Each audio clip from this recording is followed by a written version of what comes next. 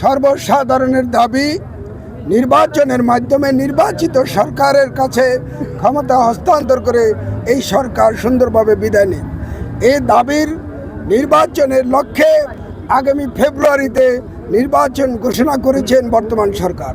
তার ধারাবাহিকতায় আমাদের বাংলাদেশ জাতীয়তাবাদী দল সারা বাংলাদেশে প্রার্থী মনোনয়ন দিয়েছেন।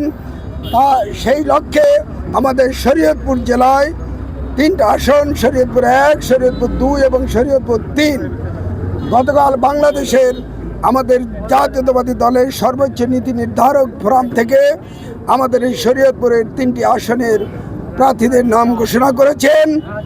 তো সেই লক্ষ্যে আজকে আমরা শরীয়তপুরে আমাদের প্রিয় নেতা, আমাদের জেলা বিএনপির সাংগঠনিক সম্পাদক, অত্যন্ত সুযোগ্য এবং মার্জিত কর্মী বান্ধব জনাব সাইদ আহমেদ আসলাম সাহেবকে শরীয়তপুর 1 আসনে মনোনীত করেছেন।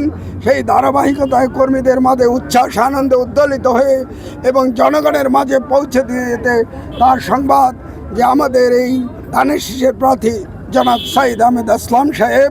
এই অস্থায়ী সরকার গণতন্ত্র পুনঃপ্রতিষ্ঠা করার জন্য তারা দায়িত্ব নিয়েছে এবং আগামী ফেব্রুয়ারিতে তারা নির্বাচন ঘোষণা করেছে।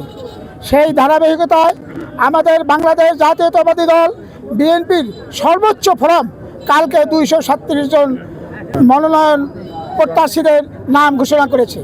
এর মধ্যে শরীয়তপুর 1-এ আমাদের জেলা বিএনপির সাংগঠনিক সম্পাদক সাইদ আসলাম ভাইয়ের নাম ঘোষণা হয়েছে। আমরা তাকে সাদরে গ্রহণ করেছি এবং তার এই ঘোষণার পর মানুষ ধানের শীষের জন্য আনন্দিত হয়ে এবং ধানের শীষের প্রার্থীকে বিজয়ী করার জন্য আজকে এই আনন্দ মিছিল। সাইদ আসলাম ভাই একজন মার্জিত লোক, সে বিগত আন্দোলনে আমাদের সাথে ভালো মন্দতে ছিল, তার সমস্যা তার ভালো সব কিছু আমরা জানি।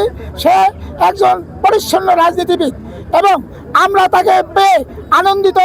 এই আনন্দের বই প্রকাশের জন্য ধানের শীষের পক্ষ থেকে আজকের এই শোভাযাত্রা, এই মিছিল।